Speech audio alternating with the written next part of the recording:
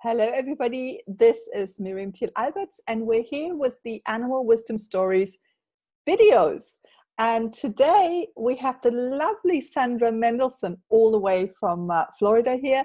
Hello, Sandra. Hello. How are you? I'm very well. How are you? Good, thank you. We decided to do a little video live. We were trying to do a live video, but we're doing a little video now because we did an interview a couple of weeks back, and there was so much to talk about, and there was so much that we still wanted to discuss and still wanted to sort of get into, and we just simply ran out of time.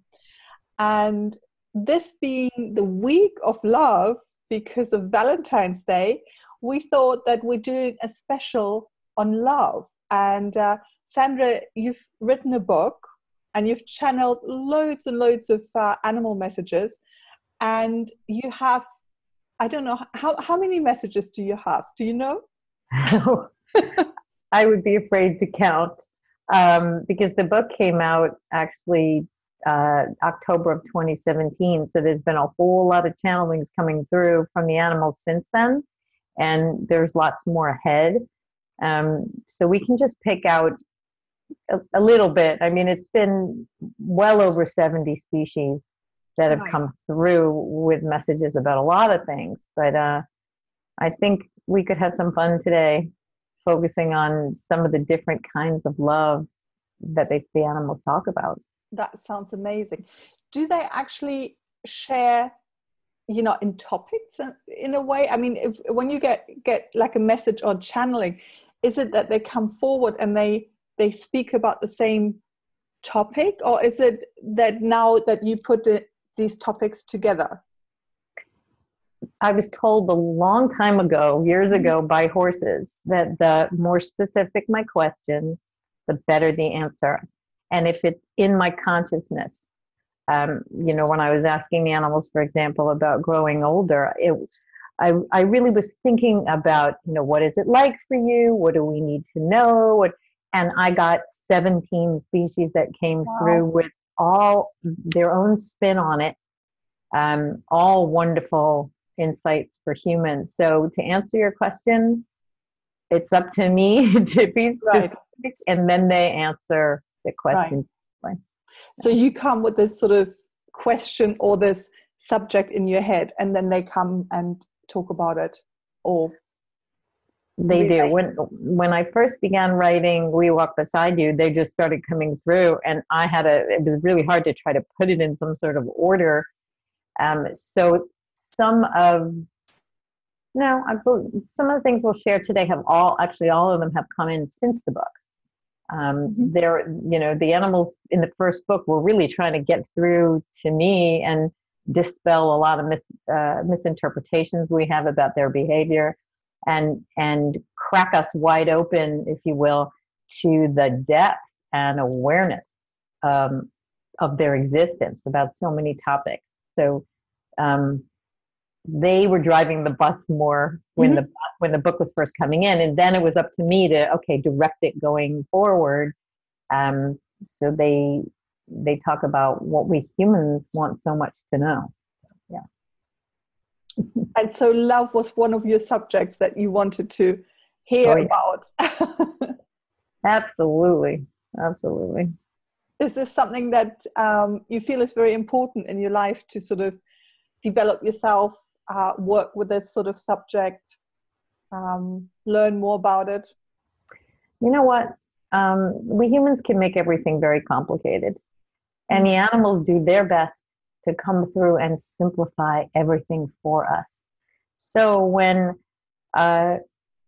you're trying to evolve and, access the best in yourself, I think 3 little words, and I love you are good ones, but just be loved is a message that the animal kingdom gives us in so many ways, because we already are, but we go to our heads and forget it.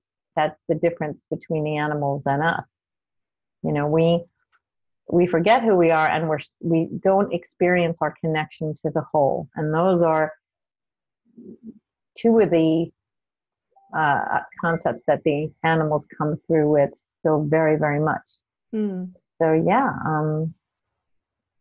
it's extremely important in our lives. It really can accomplish many things at once if we realize that we are love and we recite that to ourselves. You know, it gets you out of your head.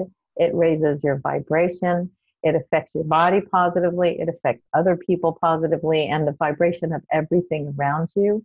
My dog talks about that a lot. He's like, please tell people, you know, whenever they keep repeating, I am love, and they're feeling it in their heart, that it makes it better for everybody. The animals, one of the wonderful things about them is they will show you if what you're doing is working, whether you're doing hands-on healing or Reiki or working with your thoughts. The more you pay attention to the animal's behavior, the more you will see it change. When you're changing on the inside, when you're working at peace and love and gratitude and things like that. So yeah. So you have selected some really nice messages for us today, all surrounding the subject of love and different types of love.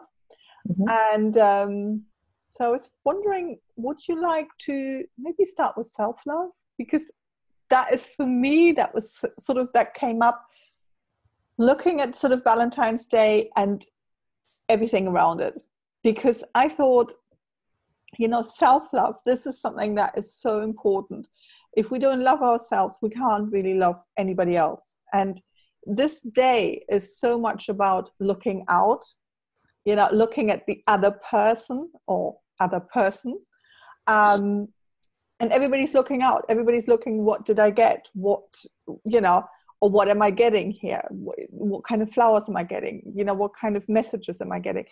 And sometimes we forget to kind of look inwards, you know, sort of, how do I feel about myself?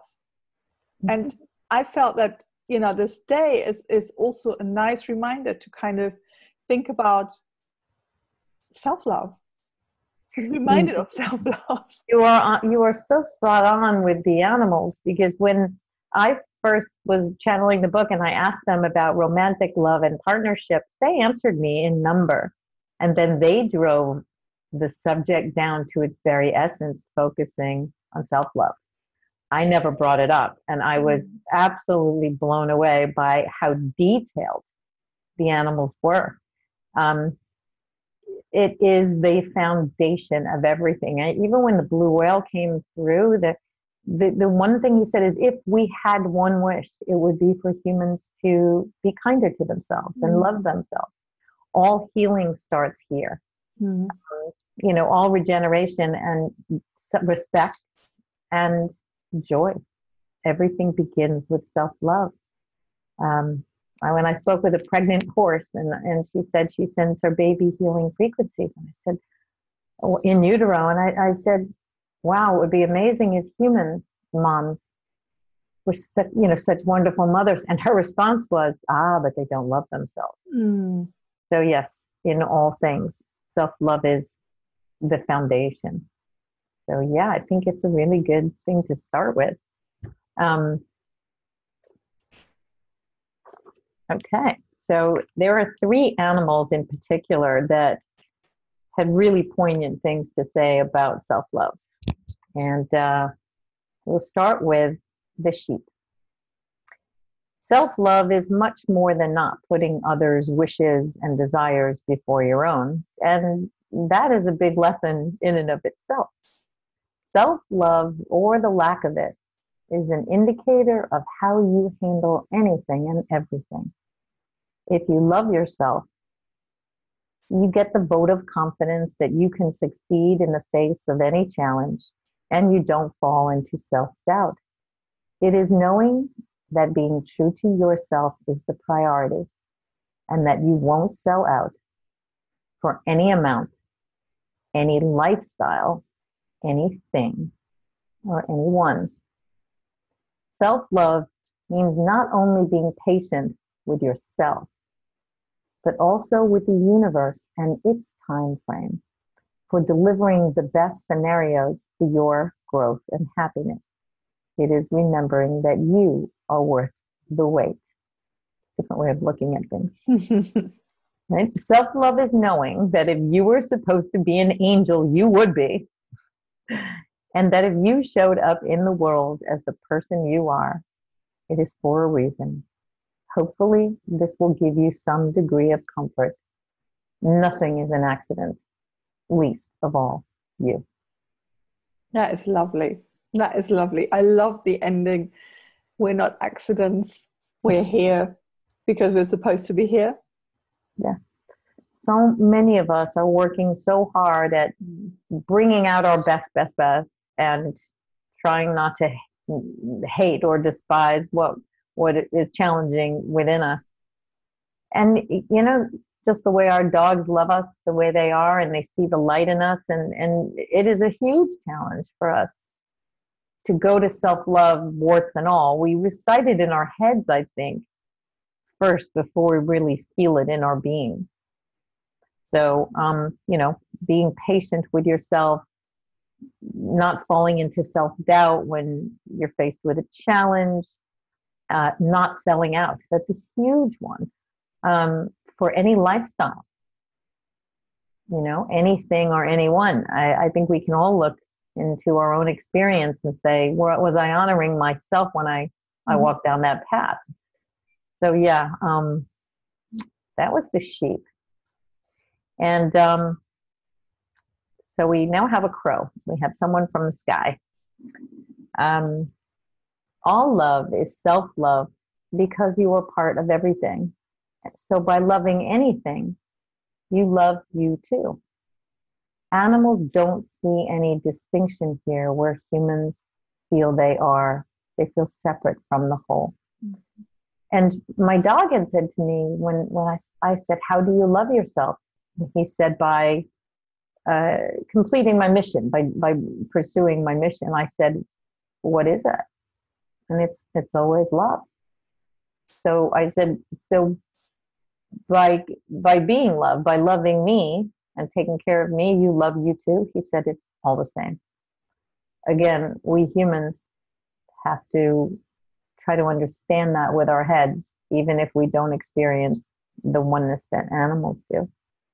So the crow went on to say that self-love is self-honesty, self-care, and self-preservation all rolled into one. Self-love is sometimes breaking your own rules because they no longer serve you, and you created them when you knew less about yourself and life. It's important to remember that by being part of everything, you cannot truly be loving yourself when you are being cruel and hurting another living being. You are both getting hurt. It is inescapable, this truth. So that is yet another angle on self-love and how rich it is and how deep the experience runs. That oneness that we think, I can be good to myself and just ignore someone. No. No, I think it also explains a little bit, like when you have a dysfunctional family, and you look at people, how they're treating each other.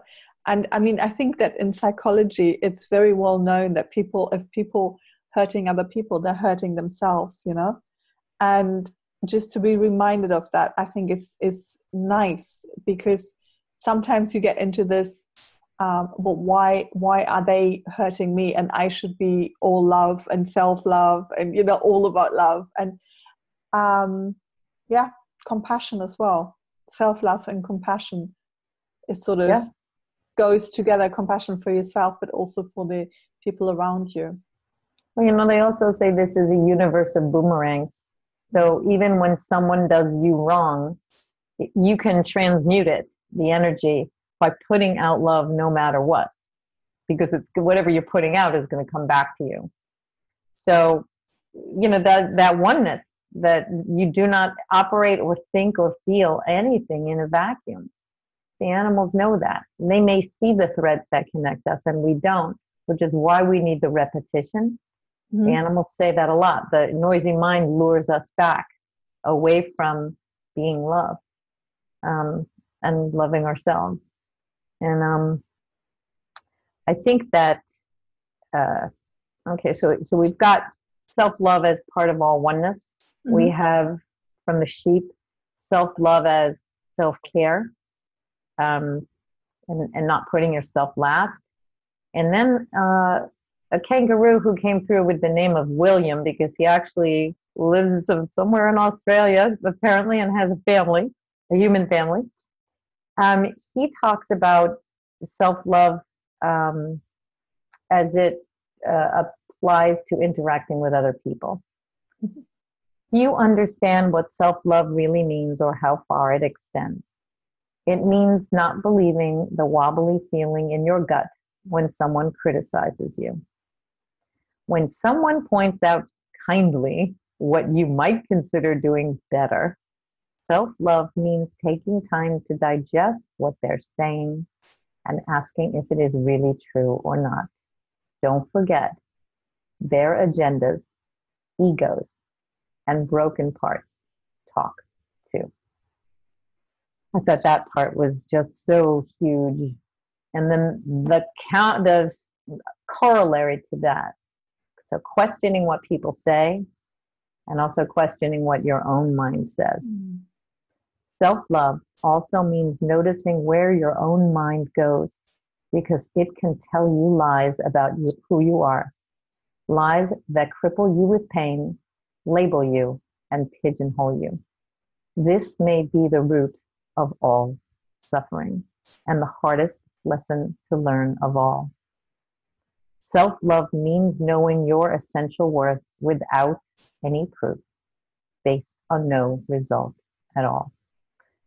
So I know there's a lot of content. I mean, when this stuff came out, I was just blown away by how detailed they get. And that's one of the reasons I made the animal message cards, because I had to break it down into just one thought at a time for us to digest. Because, you know, we're considering an entirely different way of looking at our lives. That has been, well, the old way has been very well ingrained into us. So this is the kind of stuff that, I mean, I reread these things all the time to walk my path. It's not like, oh, I got downloaded and I'm done. So, you know, self-love, questioning what your own mind is saying and what other people are saying to you, and sit with it and see how it feels in your body as to whether it rings true with you or not. I think those are beautiful ways to love yourself. I think I walked by in the gym and saw the news camera, you know, news show on. They were like, self-love, take yourself on a date, draw yourself a bath. And I'm like, these are all fine. But what causes us the most pleasure and pain is what goes on between our left ear and our right ear. Right. And animals go right to our thinking about things. Yeah. So when you get these downloads, I mean, they're amazing, and I'm still kind of struggling to get them all in, you know, to be able to just kind of understand all. There is so much wisdom in those messages.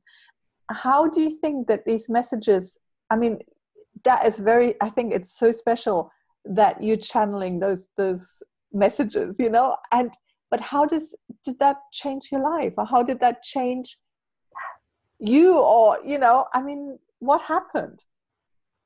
Completely, on every level. You know, the standing joke between my mom and me, I'm like, Mom, I think they picked me because I need every single one of these lessons. I need them repeated. I need them reworded. I need them, you know, embedded and implanted in my consciousness because of how I want to keep on growing and evolving. I really believe they started to come through in this particular time. It began 7 years ago because people are evolving and waking up to where they could embrace animal consciousness. They're treating their animals differently.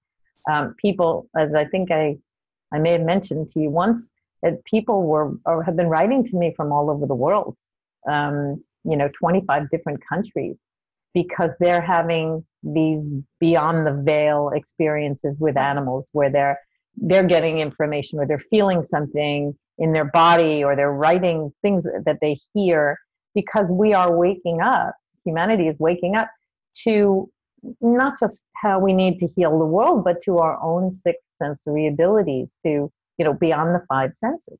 And that's what this is. And it started with the very first horse that communicated with me 7 years ago. It was so beyond what I had ever entertained animals knew experience that, there are so very many lessons that they teach us that they want to share with us because they're not stuck in the human experience. So they have a perspective that no holy man will ever have, because even a holy man is still a man. So has it changed my life? Entirely. It changed my career. It has given me something to share with people that I knew I wasn't that unusual. If it made such a profound difference in me, then it might affect other people similarly. And as I said, the animals have a way of giving us tools for growth, acceptance, joy that are simpler than what we concoct in our own heads. The simplicity and how they live. That's one of the reasons they have such compassion for us. They know that, quote, if you come back as a human, it's complicated and you have to live in your head and have your senses dumbed down. Thank you, Mr. Skunk.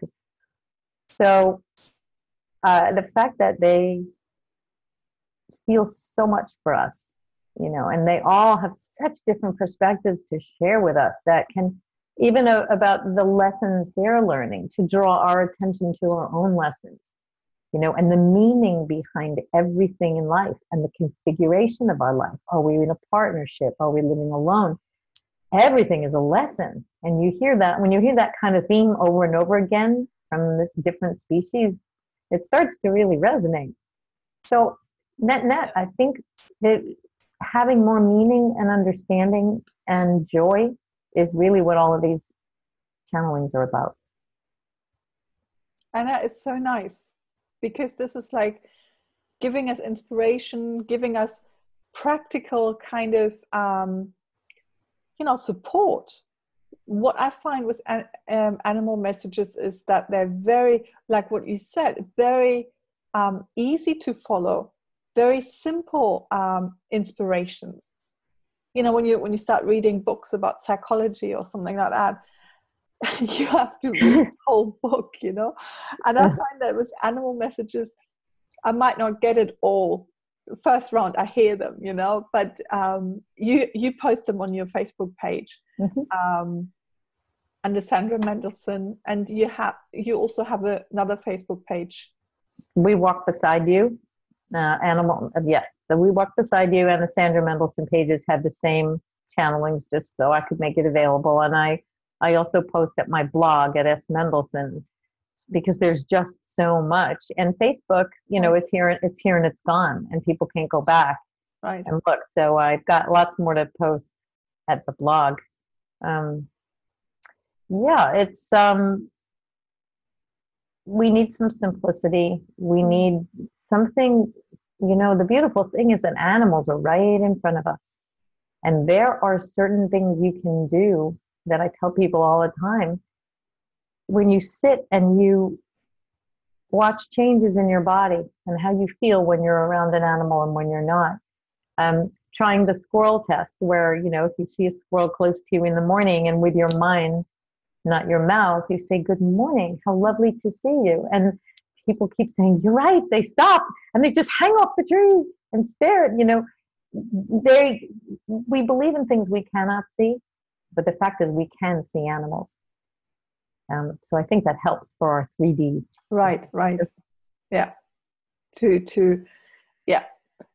get that connection to something that we might not be able to see or to touch or to understand.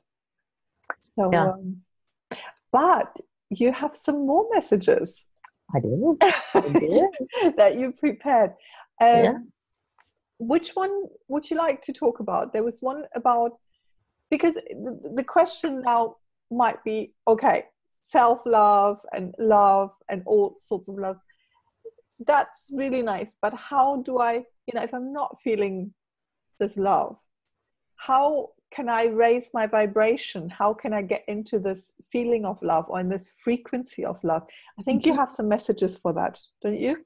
Yes. And, yeah, humans offer lots of ways to do that. There are wonderful meditations I always share with people because there's a free app called Insight Timer.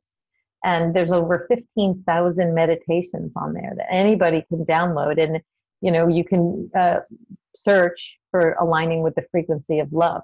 And so that is one way I always like to make sure I share with people. And then the animals have their own exercises, you could say. A beaver, and actually a horse told me something almost identical, has a nice little exercise to get us back into our hearts. How to tap into the love inside of you? Look softly upon one being you love, your child, your beloved, your pet, and hold that feeling inside of you like a beautiful colored ball of light. Imagine it being your favorite color. And mentally send that ball of light to everyone you encounter. It's wonderful to do in traffic. I threw 3 light bulbs today before the light changed. It's really good because you tend to, either vegetate when you're in your car or overthink. So this is a really nice thing to, as I say, even online, because energy knows no boundaries. And a horse said it's more fun than paintball, and keeps your mind from wandering to the unimportant. So the beaver said, this will bring you back. So you are on purpose once again, just like a computer reboot. So try the light balls. Mine is like a greenish turquoise. What would your color be? I think a light blue, actually. Lovely. A light blue, like color, sea color, that sort of. Yeah. Yeah. And then, the horses had another way to shift us into seeing through the eyes of love. So it's another way to raise our vibration. And they said, love is the living fabric between all living things. It holds together the threads that make up the web of life. So you see, you are already bound to each other by love, even if you don't know it. To experience and expand this love as you go about your daily life, try flipping the switch behind your eyes, as if you were turning on a pink light bulb that allows you to look softly upon everything around you. Truly see its beauty. Don't just look at it, and you will notice a calming effect come over you because you've raised your vibration by seeing through the eyes of love like the animals do. So again, in only a paragraph, they got a whole lot in there. But it's about like softening what you see. And it's just, everything is conscious thought choice. As you're walking, just soften your eyes and look for what's beautiful around you. And you will start to feel like the rubber band loosening if it's tight in your chest. It really is quite relaxing. So. No, that is really nice. And, the paintball one, I'm going to try. I want to try that. I'm going to try it in traffic, but I think I'm going to try it with my dog as well. Lucky dog. I just thought that would be nice, going out with the dog and then try it with him. Why not? You're right. You might as well try it with someone who responds first. No, I don't know if he, he would probably respond. But yeah, I just wonder what he would, how he would react. Good idea. I'm going to try it with Mr. T too. We'll see. We'll compare notes. You come back to this one, and see and talk about it. Well, these are, of course we can do meditations, but I think the beauty is that these are two things we can do at any time, doesn't require formality or a big time investment. And we need that since we humans are addicted to doism. And then, something as simple as a horse said, to raise your vibration, simply put your hand on your heart before you leave the house. Vibrationally, you will shift into the good. I mean, it's funny how certain things you say, oh, I'm going to do it. And then you're like, oh, I forgot again. A little Post-it by your door, I mean, that's kind of, everybody I know wants to put love out there. And all we humans need is a reminder right. to shift our focus, because the animals don't get stuck here and we do. So we need that one extra step. Yeah. Yeah. No, I like that. I love these, really practical little reminders. And it's not something that requires this big, like you said, investment, or this big, you have to have, an hour's time or something like that. I love these like little, things that you can do when you're on the go. That is when it hits you. When you're at home and you're in your own room and in your own little sort of sanctuary, I find that you don't really get that load. But when you're outside and you're bombarded with other people's energy and, traffic, and things are not, maybe, public transport is not doing what they're supposed to be doing, whatever the reason, that is when you start feeling a little bit, or your vibration goes down, or you're feeling anxious or something like that. So I think this is great. These are great little tools that you can just do when you're on the move, when when this might happen. And of course, combine it with a few good deep breaths. We always know we need to get ourselves back into our own self-awareness. And, that moment we go, okay, this isn't me. What I'm feeling is not me right now. It's the mass humanity shifting. Breathe and try a trick. It's very nice. I like that. We also, while the animals talk about self-love and the energetic experience of love being the background of everything and how to raise our vibration, there's also one kind of love that, according to the animals, you cannot experience in the presence of another, and that is divine love. And while I was channeling, a wolf came through several nights in a row. And I mean, my pen, I would fall asleep. Very patient. I would fall asleep and the pen would go off the page. But the theme was on being alone. Mm-hmm. And certainly the lessons that go with being alone versus being always in partnership. No accident what is in your life based on what you need to learn. If you're always alone, then self-love is pretty high up on the burners of your stove. If you're always in partnership, then cooperation and compromise, if you will, are really high. And we usually need to learn both. So the experience of divine love, here we go, from the wolf. Know that there is treasure buried within you. I'm here to tell you there is. It is your true nature. And it is the presence of divine love that you will find there. You cannot access this when you are in the company of another. You can access human love and compassion then. But divine love is a one-on-one experience. It is felt and experienced only in stillness. So there is that unknown love that we all seek that's within us, but you cannot experience it when you're nonstop or when you're constantly around others.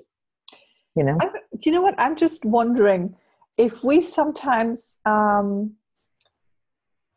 misunderstand, that we might be looking for this divine love and we don't know how to find it.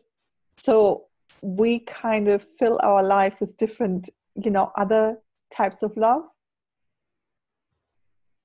Like when you really are looking for that connection to divine love, and then you get into a relationship because you don't know how to connect to divine love. I was just thinking whether maybe we do this sometimes when... We do.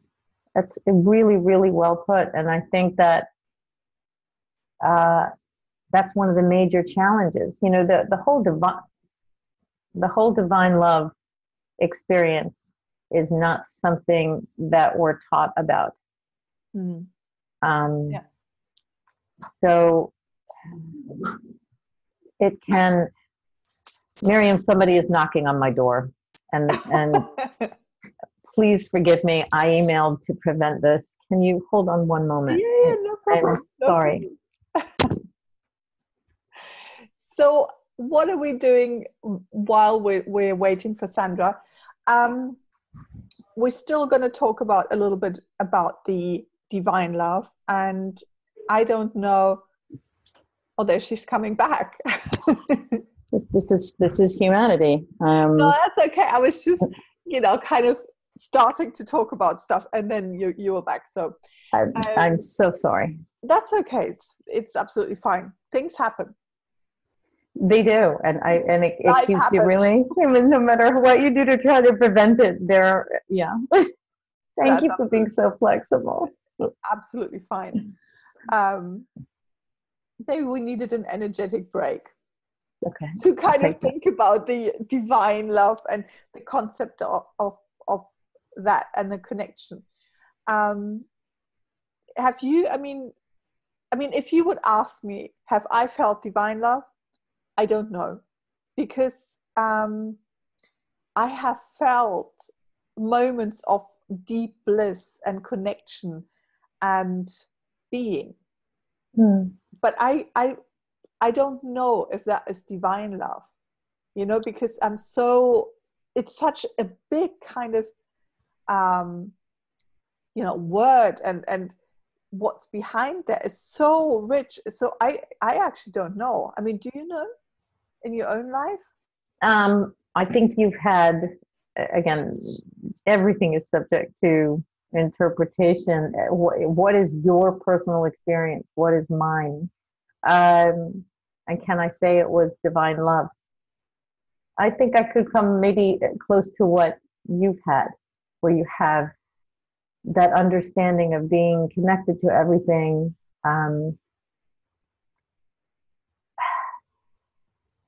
I have not had the oneness experience, and I know people who have had profound spiritual experiences. I have not had that. The hard thing is to not judge ourselves or feel like we're being left behind or we're doing something wrong because we haven't had a deeper, richer, intergalactic something, experience of divine love. I think knowing, that's why reading it, knowing the importance of just being and not being in the mind is the gateway to this unfolding.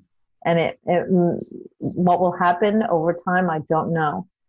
I just know the importance of at least trying to sit and be still and see what you see behind your eyes, or what you feel, or journal. It doesn't have to be in total silence. It's accessing what's underneath the house, accessing the deepness in our own being, that where we normally don't live. We're busy in our mind and doing. So they say, do the opposite, sit on a rock and be. And be in the receiving mode. I think that's also enormous. And the animals talk about this all the time. And I'm sure you're familiar with it since you're an animal communicator. When you are striving, you cannot receive.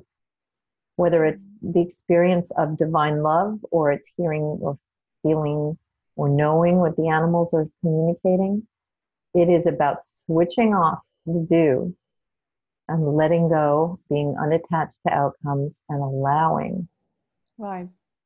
that beautiful, magical stuff to come to us. I think all of this is connected.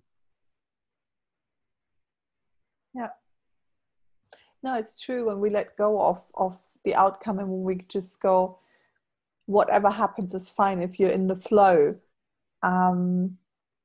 that feeling of being in the flow, that feeling of being connected, that feeling of you're not alone, you are connected in this whole universe. Yeah, maybe that's what it is.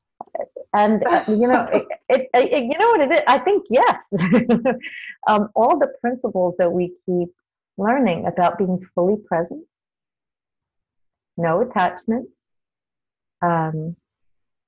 allowing everything to unfold, being in a state of gratitude, being in a state of love, knowing that's what we are, looking upon our world softly, you know, opening our eyes,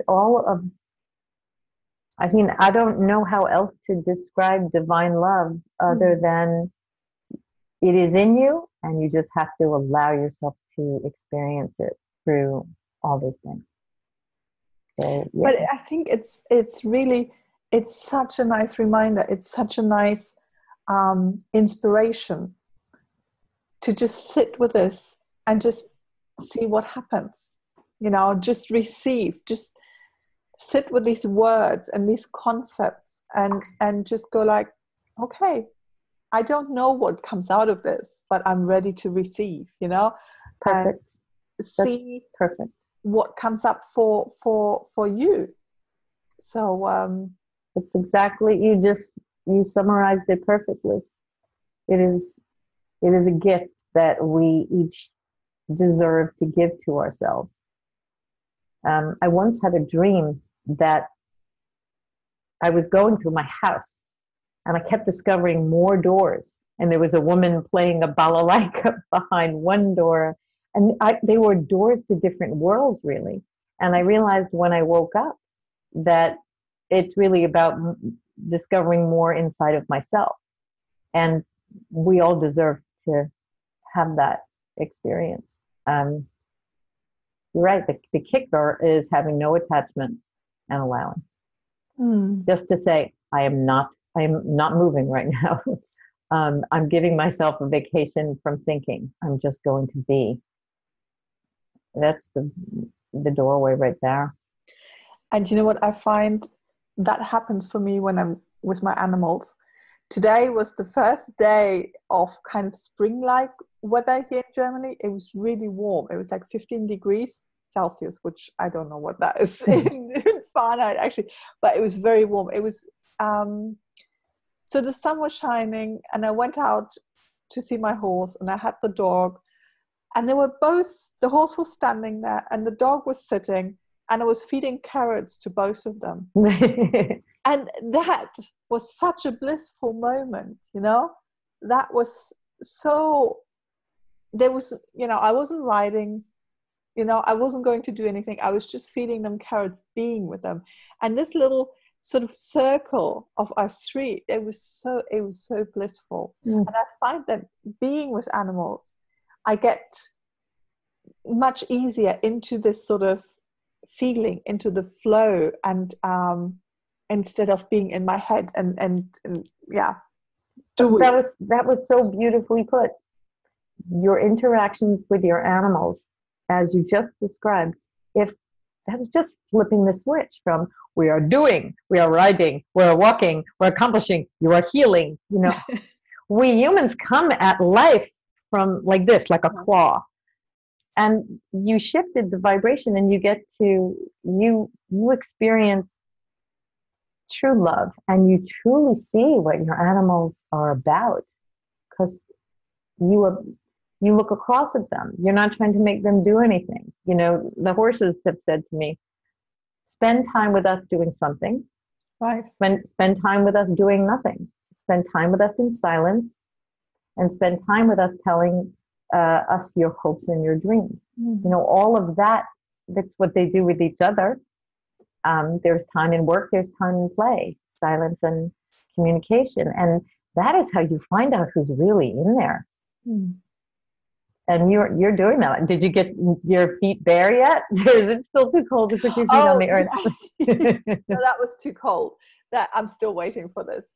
No, but so it was a similar experience, you know, even though I still had my shoes on. Just connecting with the earth and connecting with nature and connecting with the animals, you know, another soul. And it's interesting how they were connecting as well. I could see the dog and the horse connecting and being really close, and there was no kind of, you know, one is jumping, one is going to the side or something like that. So yeah. So I find animals help raise your vibration. Oh, big time. Bring you into this sort of meditative state in a way. And just in this just being. And the more you experience that, the more you can't wait to get back to it. You know, then you'll start noticing the difference of how you feel moving out and around humans and doing what needs to be done. And then you exhale because you get to go sit in nature and be with your animals and feel just love coming at you. And the more you pay attention, the more profound it gets. Everything is about paying attention. How carefully you're watching your dog react to things, seeing through their eyes. When you walk your dog, are you on your headphones or are you seeing what they see in real time? Because if you're in your head worrying about something or regretting something or on your phone, you have shut them out of reality in the moment. So yeah, all of animal vibrations are one of the most healing things, you know, get out in nature, be with the animals. It always comes back to that. Yeah. So this was so nice again. I've taken so much inspiration from this, and it was a lovely, lovely reminder. And what I found is like what we're talking about now is sort of the animal essence and energy in our lives is so enriching. I'm finding that it sort of, it makes my life richer. It makes my life more loving, full of love and full of connection. And this is why I'm doing what I'm doing, to, you know, bring out the voices of the animals.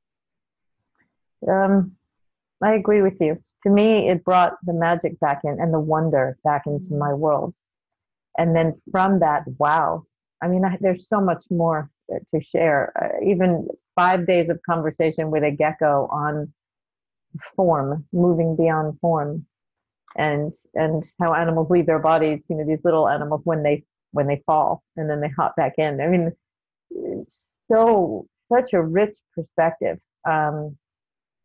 So I think we all deserve that, you know. The Alice in Wonderland is not a figment of your imagination. It's really you. Yeah. Right.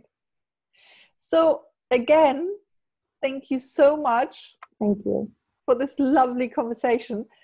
And thank you, animals, all the animals that contributed today, all the animals that helped us to get here. And I think we're not done yet. I feel there's still so much, you know, that I want to hear and I want to learn and I want to know. So, yeah. Me too. Thank you for having me, Miriam. Thank you so much. And I'm really looking forward to hearing some more messages and reading some more messages on your Facebook and on your blog. Okay. Thank you so much. Bye-bye.